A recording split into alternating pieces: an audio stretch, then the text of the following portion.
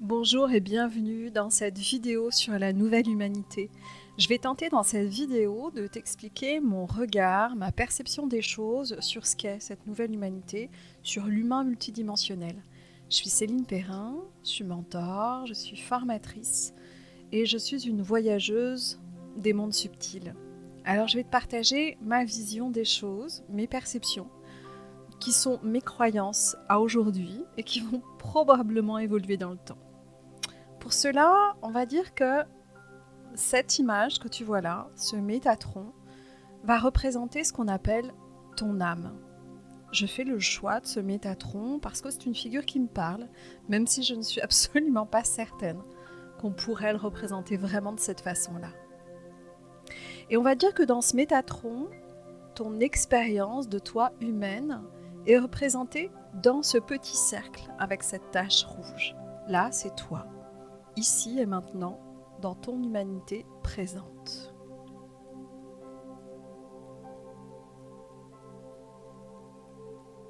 Et on pourrait dire alors que dans les autres cercles, ce sont d'autres expériences terrestres. Des expériences que tu expérimentes par ailleurs sur la même planète.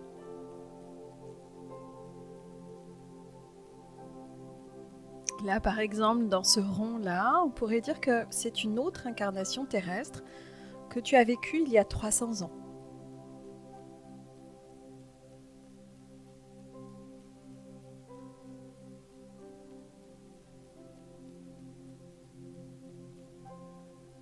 Et qu'ici, c'est peut-être une transincarnation sur Terre.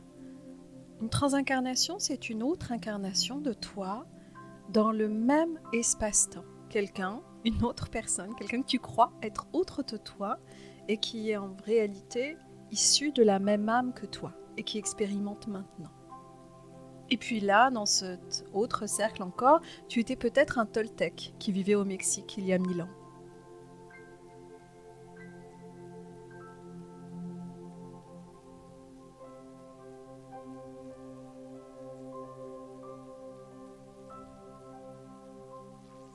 Est-ce que tu me suis ? Bon, parce que dans ces expériences, tu vis, tu éprouves de la joie comme de la souffrance. Ce sont vraiment des expériences dans lesquelles tu crois être intégralement toi. Et puisque dans notre façon de voir les choses, nous humains, on a tendance à mettre tout dans des cases, mais disons que dans ces expériences-là, parfois, tu expérimentes des vies de victimes, parfois des vies de bourreaux.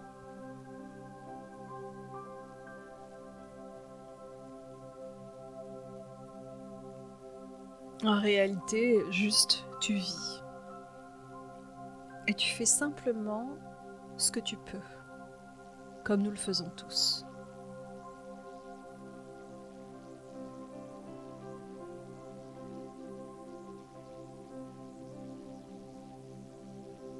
Tu me suis toujours ? Bon, alors on va ajouter un petit peu de complexité à toute cette histoire-là.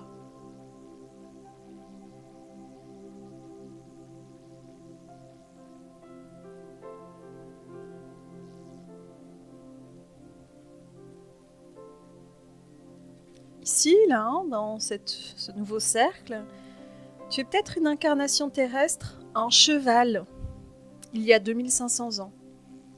Et ouais, parce que sur Terre, tu as sans doute expérimenté d'autres choses que la vie humaine.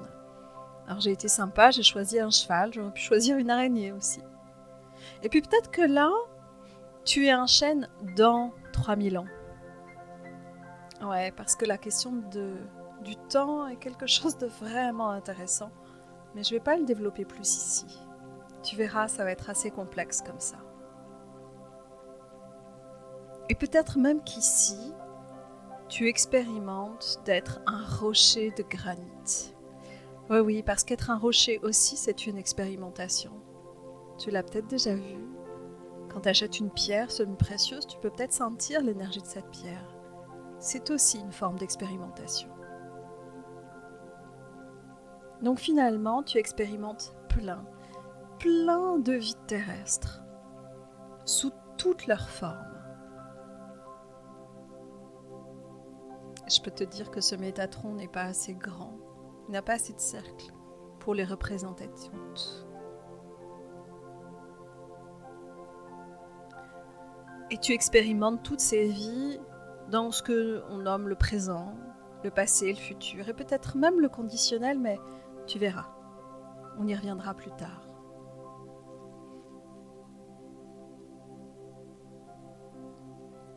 Donc, ce que certains nomment l'âme, c'est la somme de toutes ces expériences. Entendons-nous bien, chacun a sa vision de ce que serait l'âme, et tu verras, en complexifiant encore, tu ne sauras plus trop où ça se situe. Et puis, dans ce qu'on nomme l'âme, il y a aussi le vide entre ces expériences. Tu vois que j'ai mis en jaune là. Parce que, oui, l'univers, comme tes cellules, comme tout ce qui existe en fait, c'est 99,99999% de vide. Là non plus, je ne vais pas développer. Est-ce que tu me suis encore ?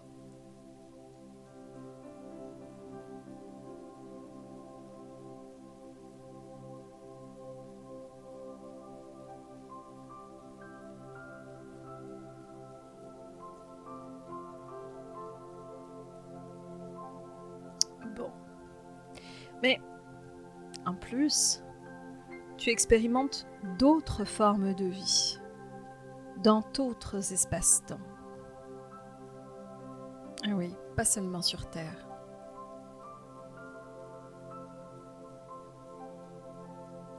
Alors disons que ici, là, dans ce nouveau Métatron plus grand, ce sont tes expériences terrestres.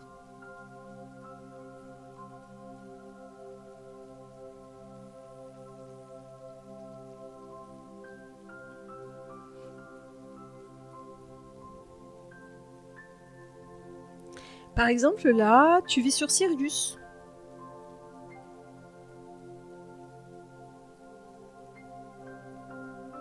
Tu vois, là, dans le petit rond de ce nouveau cercle.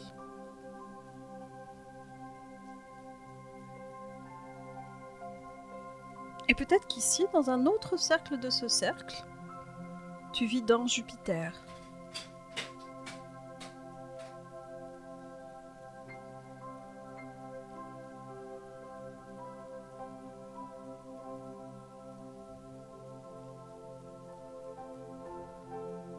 Et puis, peut-être que là, encore ailleurs, tu es un reptilien. Tu sais, un reptilien, tel qu'on le représente aujourd'hui, c'est une forme d'extraterrestre qui se nourrit d'énergie de basse fréquence.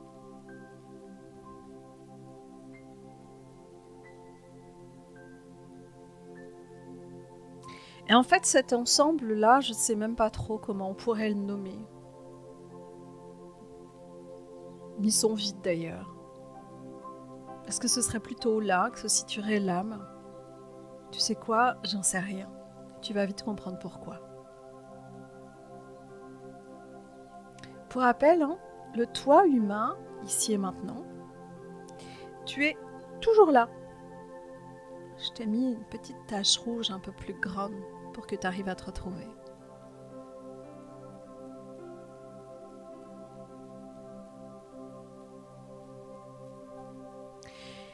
Et puis, bah ouais, parce qu'on va encore complexifier, tu fais aussi partie d'une, ce qu'on appelle une famille d'âmes. Tu vois, tu es là.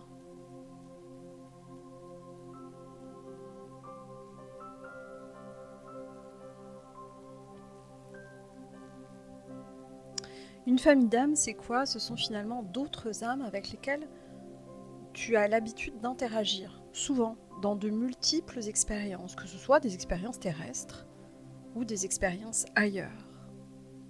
C'est-à-dire que le cercle tout en haut, c'est le grand tout, tu sais, au-dessus de l'âme. Je sais pas si tu commences à saisir un peu l'étendue du truc.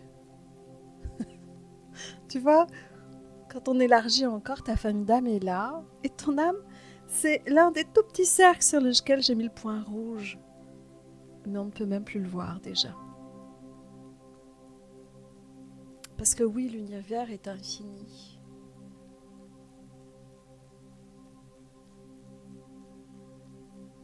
Infini, oui.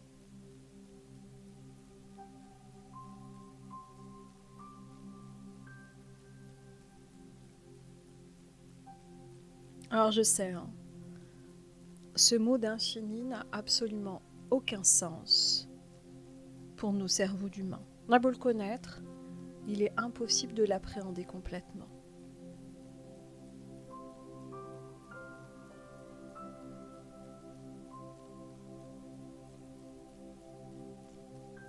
Est-ce que tu es quand même prêt à continuer parce que c'est loin d'être fini?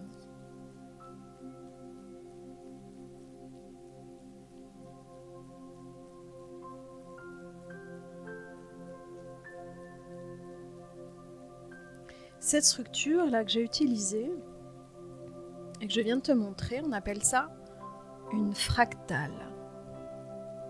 Tu as peut-être déjà entendu parler de ce mot-là, on l'utilise pour parler notamment du chou romanesco ou même des fougères. Une fractale, c'est quoi? C'est une figure géométrique, infiniment morcelée dont les détails sont observables à une échelle arbitrairement choisie.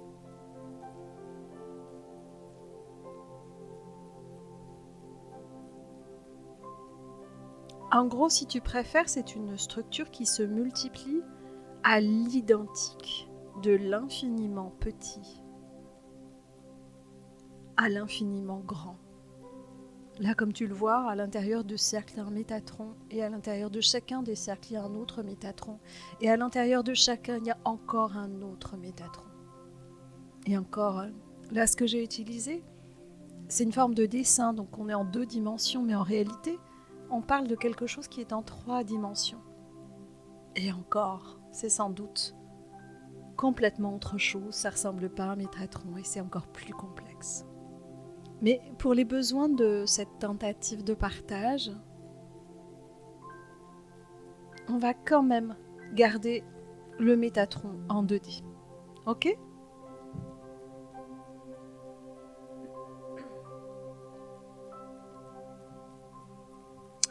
Alors revenons au premier cercle, celui des expériences terrestres. Ce que certains appellent l'âme.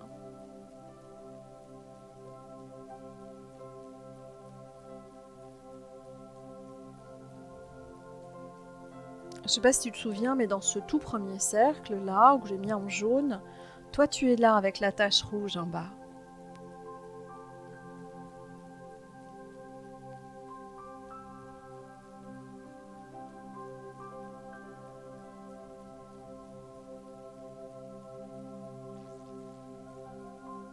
On va regarder de plus près. Mais oui, parce que la même structure se déploie à l'intérieur de ce cercle-là. Tu te souviens ? On parle de fractal.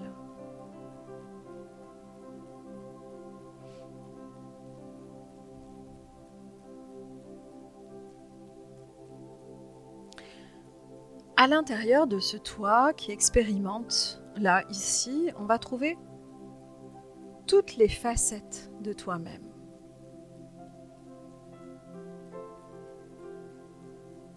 Tu sais bien qu'on est multifacette. On va trouver ces facettes du passé, du présent, du futur et même tes projections, donc tes facettes du conditionnel.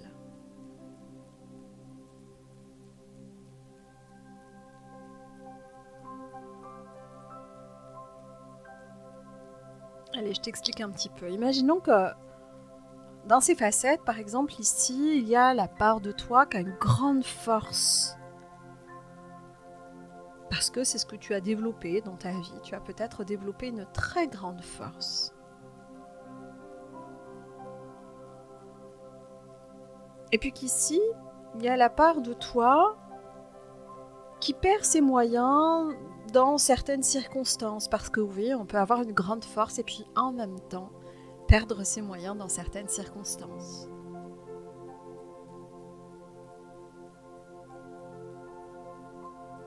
Et puis peut-être que là, c'est la partie de toi qui se recroqueville quand tu es blessé. Ce qu'on appelle l'enfant intérieur blessé, parce que oui, très probablement que cela t'arrive aussi, même quand on a une grande force. Et puis ici, ça pourrait être la part de toi, la personne que tu imagines que tu serais si tu rencontrais le grand amour.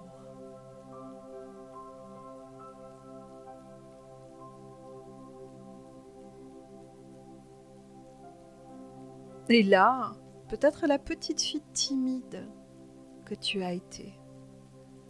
Comme tu le vois dans ces différentes facettes, il y a du présent, il y a du passé, il y a du futur, du conditionnel. Tout est là. Tu es prête à continuer ?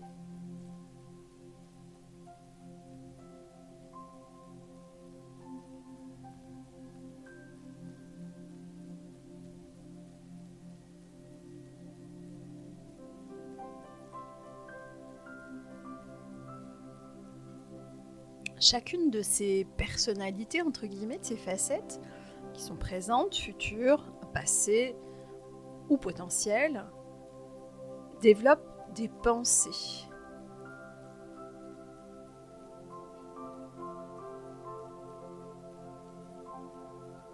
Prenons l'exemple de la part de toi qui a une grande force.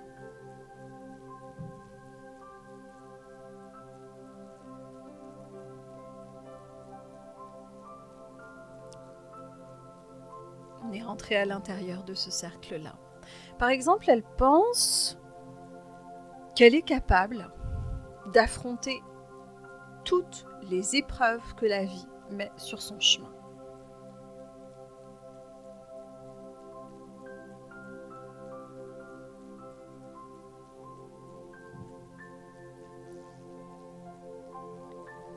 Elle pense peut-être aussi que la vie est toujours juste.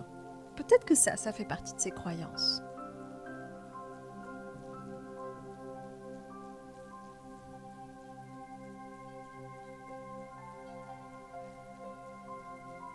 Mais peut-être aussi que parfois, elle trouve que c'est usant de se battre.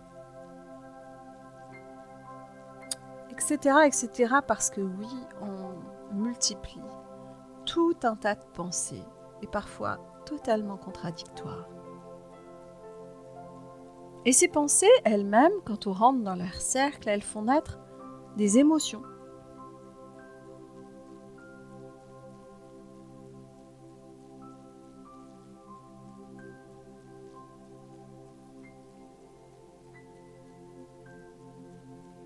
Allez, par exemple, un sentiment de puissance.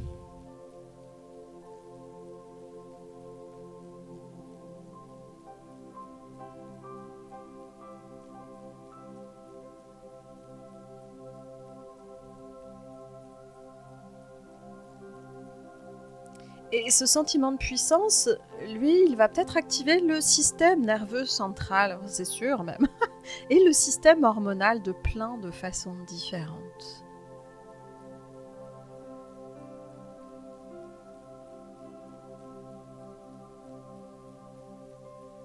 Ici, par exemple, quand on rentre dans cette émotion de grande puissance, quand on rentre dans le système nerveux, peut-être qu'à cet endroit précis, c'est de la dopamine qui va être libérée. Parce que le fait de se sentir fort et invulnérable peut rendre heureux.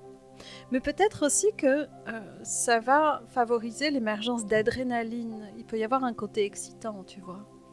Dans cette force-là, quelque chose qui met dans une certaine forme de stress. Tous les stress ne sont pas négatifs.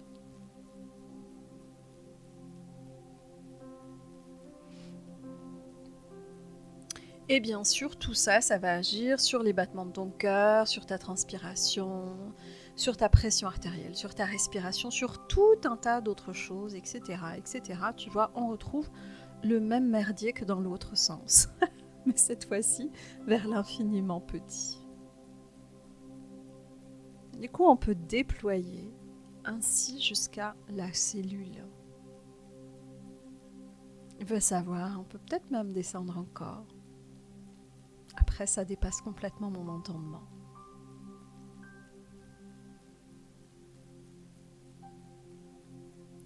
Bon, là, tu commences peut-être à te demander où je veux en venir. Mais oui, c'est vrai, Céline. Mais c'est quoi cette vidéo? Qu'est-ce que tu veux nous montrer?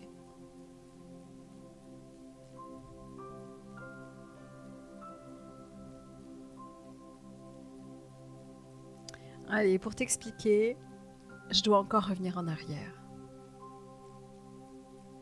On va revenir à l'endroit des différentes parts de toi.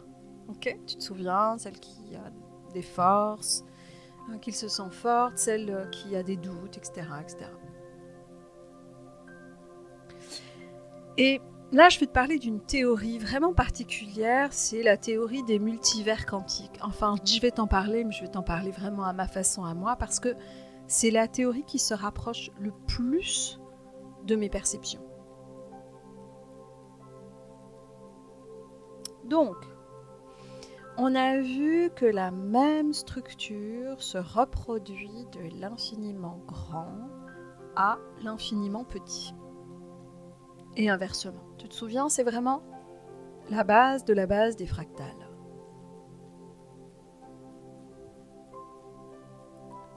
Sauf que, en vrai, c'est encore plus compliqué. Alors on va repartir plutôt, d'une part de toi. Disons que tu as plusieurs parts, qu'on a déjà décrites, et un certain nombre d'entre elles sont contradictoires, mais ces parts cohabitent à l'intérieur de toi. Et on est tous comme ça, rassure-toi. Là, admettons en haut, c'est la part confiante qui croit, moi je ne sais pas, par exemple en son nouveau projet professionnel. Et ici, en bas, c'est celle qui a des doutes sur ses capacités.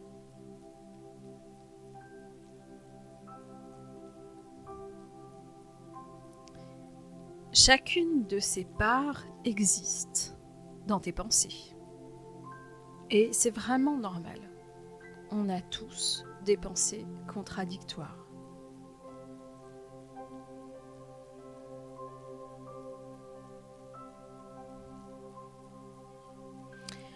Avec la théorie des multivers quantiques, voici ce que cela crée. Tu vas voir, c'est passionnant.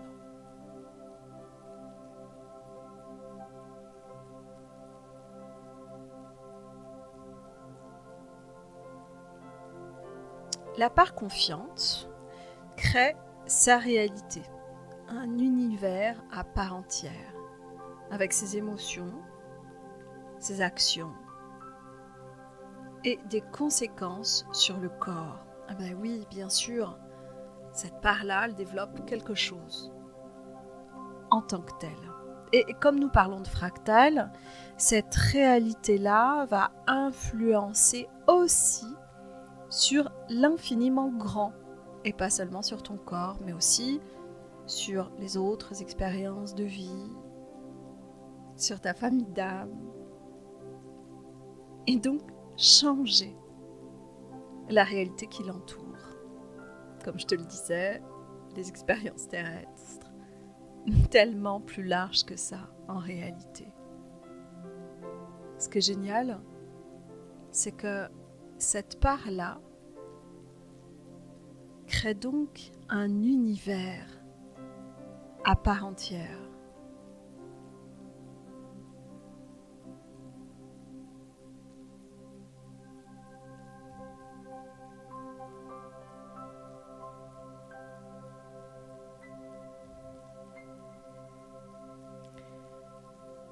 Et autant me dire que ce à quoi ressemble cet univers créé à partir de la part de toi qui est confiante va forcément être très différent de celui qui est né du doute.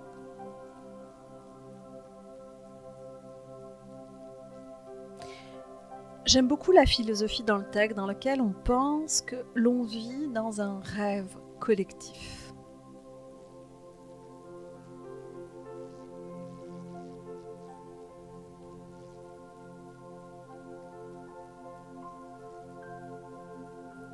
Un rêve collectif créé par les pensées de chaque individu.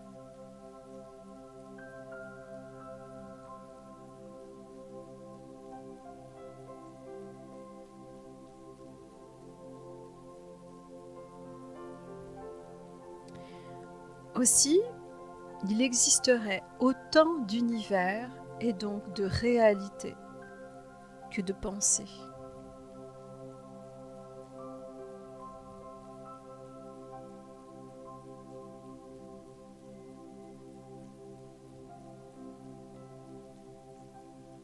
Finalement, ce sont des potentialités infinies.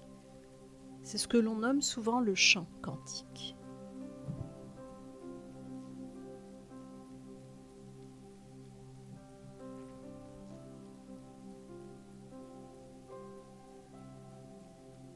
Et donc, à quoi ça sert tout ça, Céline ?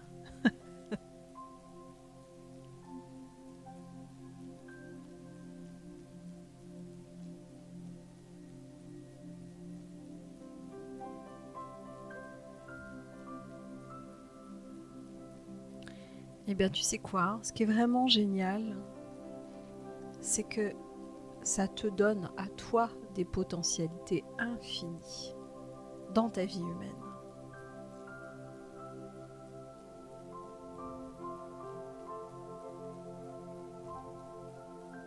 Parce que en agissant sur tes croyances, sur tes pensées, en libérant par exemple des mémoires de vie passée ou transgénérationnelles aussi,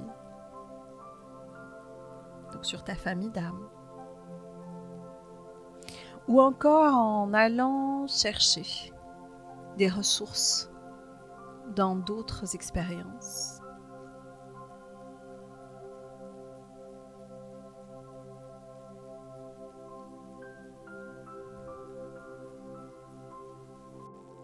Et ainsi, si tu transformes qui tu es, que tu développes par exemple la joie, la confiance, la paix, et donc que tu changes la structure, ce qui est là dans les Métatrons.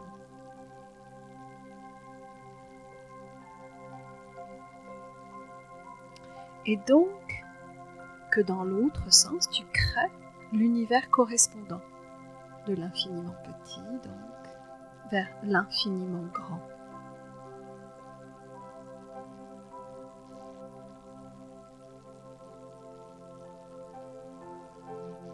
Alors les personnes que tu vas rencontrer seront elles aussi dans la joie, la confiance, la paix, parce qu'elles auront la même structure que toi.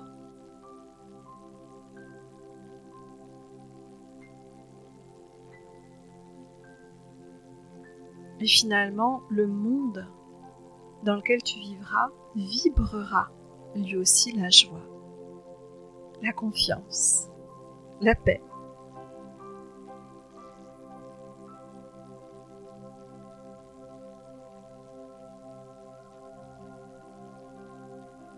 Quand tu commences à jouer avec tout ça, tu remarqueras que parfois, tu coexistes dans plusieurs univers.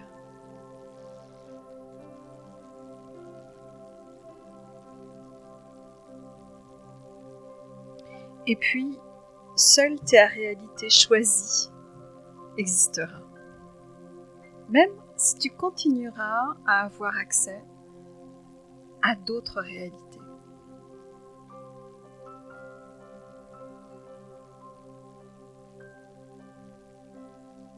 Un peu comme par exemple, moi ça me fait ça, quand tu écoutes les infos et que tu as vraiment l'impression de ne pas vivre du tout sur la même planète.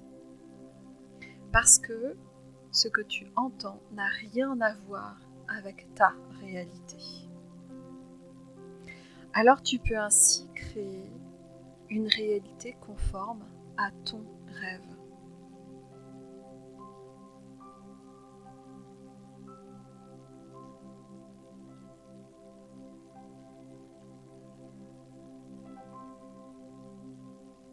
Tu peux le faire pour toi.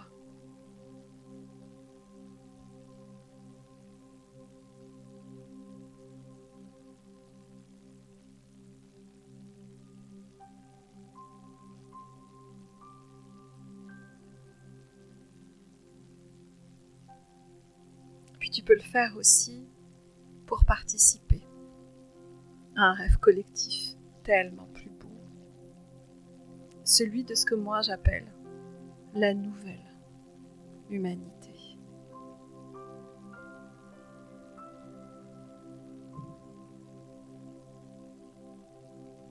Merci pour ton écoute. Et je suis vraiment très curieuse que tu me dises si cette vidéo t'a permis de comprendre certaines choses ou de t'interroger encore plus. Peut-être que ça t'a même complètement perdu. En tout cas, n'hésite pas à commenter.